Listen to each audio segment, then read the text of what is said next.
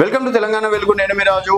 స్థానిక సంస్థల ఎన్నికల కోసం ఈసీ కసరత్తు చేసినటువంటి గెజెట్ విడుదల చేయడం అనేది జరిగింది. ఇది బిగ్ బ్రేకింగ్ న్యూస్ అని చెప్పేసి కూడా చెప్పుకోవచ్చు.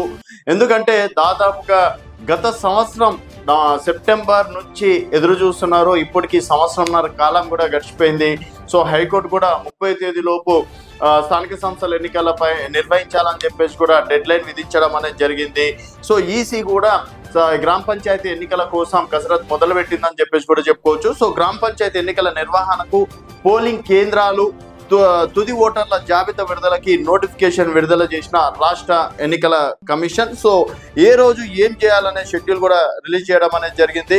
సో మొత్తానికి డ్రాప్ ఫోటో, అలాగే ఎలక్ట్రికల్ రోల్స్, గ్రామ panchayats and disciplines, ward wise elections rolls and గ్రామ పంచాయత్ మండల్ ప్రజా పరిషత్ ఆఫీస్ సంబంధించి 28వ తేదీ 8వ నెల అంటే ఆగస్టు నెల 2025.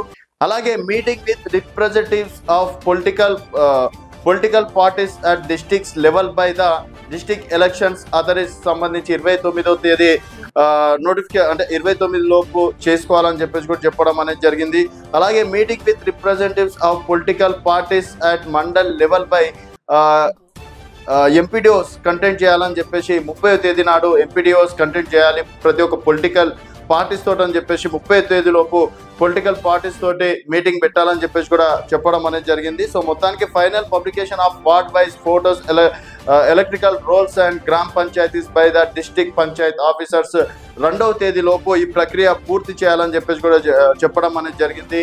సో మొత్తానికి సెప్టెంబర్ 10వ తేదీ లోపు అంటే 2వ తేదీ వరకు తుది ఓటర్ల జాబితా కావచ్చు, అలాగే అక్కడ ఉన్నటువంటి పొలిటికల్ లీడర్లతోటి మాట్లాడి, అలాగే వార్డులకు సంబంధించి అంటే ఎలక్షన్ సంబంధించిన వార్డులకు సంబంధించి కూడా కంప్లీట్ చేయాలని చెప్పేసి కూడా ఎంపీడీఓలకు కూడా Telangana election commission gazette release చేయడం అనేది కూడా జరిగింది. సో మొత్తానికి సెప్టెంబర్ 10వ తేదీ లోపు ఎలక్షన్స్ వచ్చే అవకాశాలు ఉన్నాయంటున్నారు రాజకీయ విశ్లేషకులు. మరి ఈసారి అయినా సరే అంటే 30వ తేదీ డెడ్ లైన్ కూడా ఉంది కాబట్టి, సెప్టెంబర్ 30 డెడ్ లైన్ కూడా ఉంది కాబట్టి, మరి మొదటగా జెడ్పీటీసీ ఎంపీటీసీ నిర్వహిస్తారా, లేకపోతే సర్పంచ్ వార్డ్ మెంబర్లు నిర్వహిస్తారా, లేకపోతే అన్ని కలిపి ఒకటేసారి నిర్వహిస్తారా అనేది దానికి సంబంధించి మాత్రం ప్రభుత్వం ఒక క్లారిటీ ఇవ్వాల్సింది. అలాగే 20వ తేదీ లోపు కూడా బీసీ 42% సంబంధించి కూడా ఒక గెజెట్ కూడా రేపు నుండి వచ్చే అవకాశాలు కూడా ఉన్నాయి. మరి హైకోర్టులో కేసు అంటే దీనికి సంబంధించి ఇప్పుడు రాష్ట్ర ప్రభుత్వాలే 42% రిజర్వేషన్లు ఇచ్చుకోవచ్చు అని చెప్పేసి ఆల్రెడీ భారతీయ జనతా పార్టీ మేము 46% ఇస్తామని చెప్పేసి అన్నారు. బీఆర్ఎస్ పార్టీ 42% మేము కూడా మా అభ్యర్థులకి అవకాశం ఇస్తామన్నారు.